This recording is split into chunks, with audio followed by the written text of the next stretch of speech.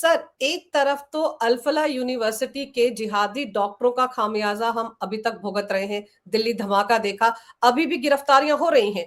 और दूसरी तरफ जिस तरह से सिडनी में जो आतंकवादी हमला हुआ, उस शख्स के तार भारत के हैदराबाद से जुड़ रहे हैं। सर, आपको लगता है कि ये जो जिहादी सोच है, कठमुल्लों की सोच है, कट्टरवादी सोच है, ये भारत को बदनाम कर रही है अब? अंजू जी, आपने अल-फलाह यूनिवर्सिटी में बताया कुछ और गिरफ्तारियां हुई, अभी और गिरफ्तारियां और होंगी और यह सिलसिला चलता ही रहेगा क्योंकि यह सामान्य षड्यंत्र नहीं था। यह सामान्य देश विरोध और समाज विरोध की घटना तो रही थी। अरबों खरबों रुपए की यूनिवर्सिटी बन गई, अंडरग्राउंड मदरसा बन गया, केमिकल्स उपलब्ध हो गए। ये तो अच्छा है कि हमारे श्रीनगर के पुलिस के डॉक्टर संदीप जी ने ऐसी आपराधिक अनुसंधान किया, विवेचना की कि ये बहुत ज्यादा, ये इनके 99% इनको निष्क्रिय कर दिया। वरना तो इन्होंने कोई कोर कसर छोड़ी थोड़ी थी कि भारत को तबाह करने में डॉक्टरों के जरिए रेडिकलाइजेशन और उसके बाद विक्टिम कार्ड खेलना। यहां तो बात आपकी आगे डॉक्टर की। अब ऑस्ट्रेलिया के ऊपर हम आ जाएं। अब ऑस्ट्रेलिया में जो हुआ, अभी तक तो ये था कि पाकिस्तान पाकिस्तान की बात चली थी।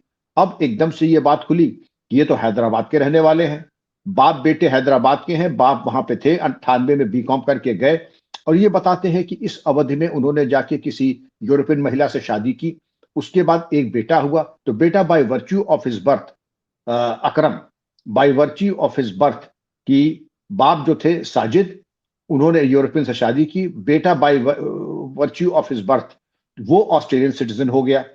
लेकिन जो रेडिकलाइजेशन का आपका जो मौलिक प्रश्न है, जाहिर है कि कुछ न कुछ जहर यहां से लेकर के गया। अब डॉक्टर जाकिर नाइक से लेके गया, क्योंकि जाकिर नाइक बड़ी तकरीरें देते थे हैदराबाद में।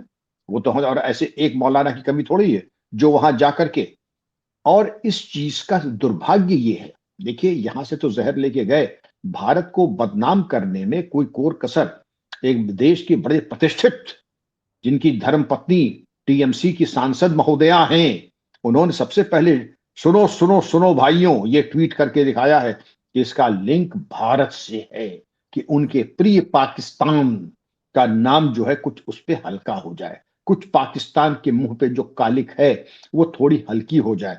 उनको ये नहीं मालूम कि पाकिस्तान की कालिक पोतना किसी माई के लाल के सामर्थ्य नहीं है, क्योंकि वो कालिक की, कोयले की, वो एक तरीके से खान है। वहां जिसने हाथ डाला वही कालिक में पुत गया। इस एक कृत्य से अंजू जी ये न सिर्फ एक्सपोज हुए, आपकी मजबूरी क्या थी, ये तो सामान्य सी घटना थी और ये कोई नई बात तो थी नहीं।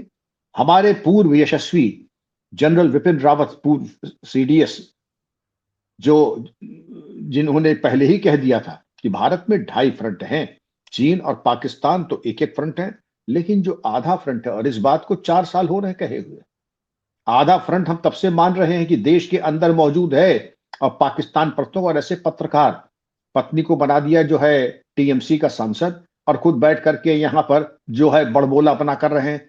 आखिर आपने क्या चीज सिद्ध कर ली? आपने विश्व में दिखाया कि ये चरमपंथी, ये तो सारी दुनिया जानती है, अमेरिका में भी यही होता है, यूरोप में भी यही होता है। भारत में अगर कोई ऐसी अप्रत्याशित बात नहीं है, लेकिन उसको ले करके डिफ्लेक्ट करने, जो डिफ्लेक्ट करने की बात होती है कि जब चरमपंथी आए तो कैसे हम डिफ्लेक्ट कर दें, कि इसको हम एक तो नॉन मुस्लिम कोशिश करें, नॉन मुस्लिम अगर नहीं है तो हम कोशिश करें कि ये भारतीय है, पाकिस्तानी नहीं है। हमारे जिगरी यार पाकिस्तान के ऊपर भाई कोई उंगली ना उठाए, क्योंकि उससे हमें ऐसा लगता है कि काफी इन्होंने माल टाल काफी खाया होगा जाकर के कॉन्फ्रेंसेस में, क्योंकि आईएसआई यही करता था। और कुछ लोगों की शोहरत आम है, होशियार को इशारा काफी है कि बिजनेस क्लास का टिकट रिटर्न दे करके अमेरिका भ्रमण कराओ, वहां पे कॉन्फ्रेंस के नाम पर पे इनको अनाप शनाप पैसे दो, एक पेपर लिखने का तो 4 करने का जो है, उसके अपनी अपनी चप्पल न लपेटे उस तरीके के पेपर लिखो, और हंड्रेड्स थाउजेंड्स ऑफ डॉलर्स उसका तुम ऑनरेडियम लो। अरे भाई ऐसी काबिलियत हो तो कुछ तुम्हारे पेपर हम भी तो देखें। आप इस पे जाकर के देखिए कि फे और ISI funded conferences in America and Europe, in conferences का उद्देश्य यही होता था कि पाकिस्तान प्रेमियों को वहां जाकर के रिश्वत दें। रिश्वत की आड़ यही होगी कॉन्फ्रेंस, वहां कॉन्फ्रेंस के मिनट्स वगैरह बने रहते हैं, मेंबरशिप बनी रहती है, पेपर्स लिख दिए जाते हैं, वहां जाके मटरगश्ती कीजिए, अय्याशी कीजिए, शराबखोरी कीजिए, और उसके बाद जाकर के अपना पैकेट लीजिए, जहां चाहते हैं वहां लीजिए, और उसके बाद अय्याशी करके आ जाइए वापस। ये सिर्फ आईएसआई स्पॉन्सर्ड ये होता था।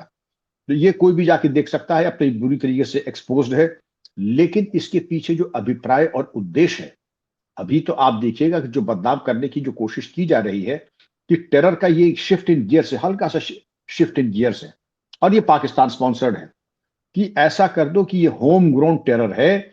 और ये टेरर केवल भारत के लिए नहीं, जो अंतरराष्ट्रीय स्तर पे जो चरमपंथी गतिविधियां हो रही हैं उसमें भारत के ऊपर और भारत को बदनाम करने के उद्देश्य से ये किया जा रहा है।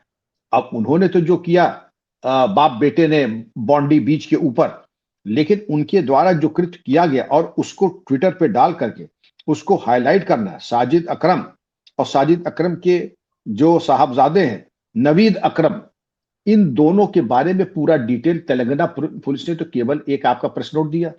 उस प्रेस नोट को ट्विटर पे डाल करके और उसको वायरल करना, इसका क्या उद्देश्य है? इसका क्या उद्देश्य है वायरल करने का?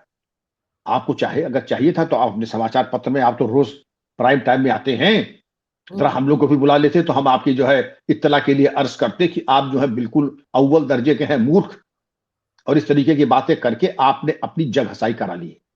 क्योंकि जो डेप्थ ये है कि यहां से चले गए, भारत का उसके रेडिकलाइजेशन में कोई हाथ नहीं है।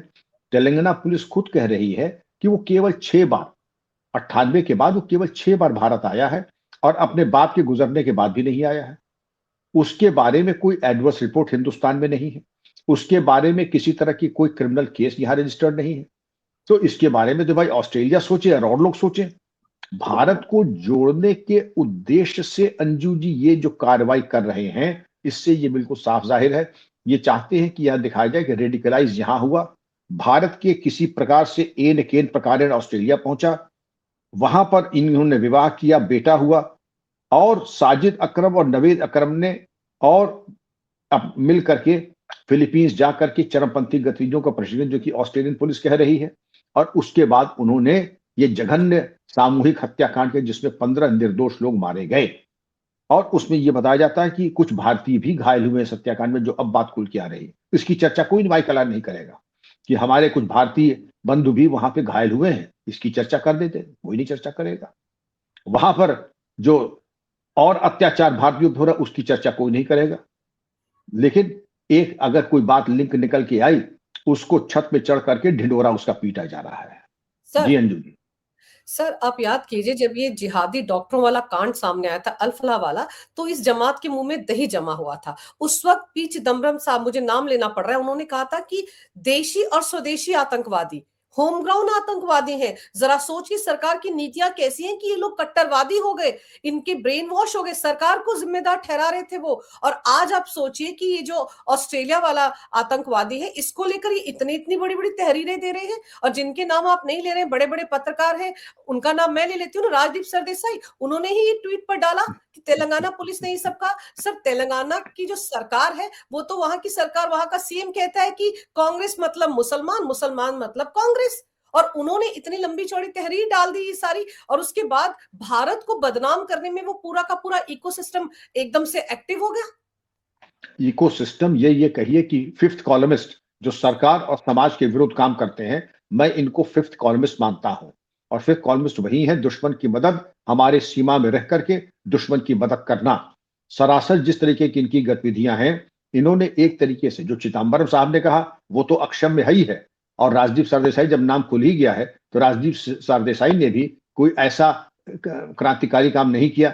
पत्नी को मेंबर ऑफ पार्लियामेंट कहां से बनाया, सर्वविदित है कि वहां का इकोसिस्टम क्या है। इसी तरीके से राजदीप सरदेसाई इसी तरीके से अपने पत्नी के पक्ष को मजबूत करने के उद्देश्य से और अपने पक्ष को खुद, मैंने आपको पहले बताया इनके बारे में नाना प्रकार के आरोप हैं। इन्हीं पत्रकार महोदयों को बताया गया था न्यूयॉर्क में टाइम्स स्क्वायर में इनकी अच्छी खासी खातिर तवाजो और धुलाई हो चुकी है। क्यों? इसी तरीके के बड़बोलेपने से, गैर जिम्मेदाराना हरकतों से। तो ये जो बातें हो रही है ये केवल भारत को बदनाम करने के लिए। होम ग्रोन टेररिज्म क्या होता है? टेररिज्म तो टेररिज्म, चाहे होम ग्रोन हो चाहे ओवरसीज ग्रोन हो, टेररिज्म तो टेररिज्म है। उसमें आप भगवा भी खोज लेंगे, उसमें आप सनातन भी खोज लेंगे, उसमें आप होम ग्रोन भी कर लेंगे। टेररिज्म इज टेररिज्म अगर होम ग्रोन है, उसकी तह में अगर आप जाएं तो वो प्याज की परत दर परत के उसके अंततोगत्वा उसके तार सीधे पाकिस्तान में जाके मिलेंगे। अब जो रेडिकलाइजेशन का प्रोसेस है, जरा खुल के हम और बात कर ले थोड़ा सा। ये कहाँ की शिक्षा रही है? तालिबानाइजेशन और रेडिकलाइजेशन शुरू कहाँ से हुआ? पाकिस्तान से शुरू हुआ। अगर पाकिस्तान से शुरू हुआ तो पाकिस्तान को अगर जुकाम होता है तो ये मान के चलिए कि 0.5 फ्रंट कुछ हिंदुस्तान में है, उसको भी यहां छींक आने लगेगी। वहां जुकाम, यहां छींक। जाहिर है कि इस तरीके की जो तालीम वहां दी जाती थी मदरसों में, उसका इन्फेक्शन और उसका प्रभाव, दुष्परिणाम भारत में जो 0.5 फ्रंट है, हम बार बार 0.5 फ्रंट नहीं कह रहे हैं, क्योंकि अब अंत तो गत्वा आपका जो अल फला यूनिवर्सिटी के बाद के जो डेवलपमेंट्स हैं उसमें ये बिल्कुल स्पष्ट होता है कि 0.5 फ्रंट ओवर एक्टिव और ओवर ड्राइव में है, लेकिन इसका रिमोट पाकिस्तान में मुनीर के पास है।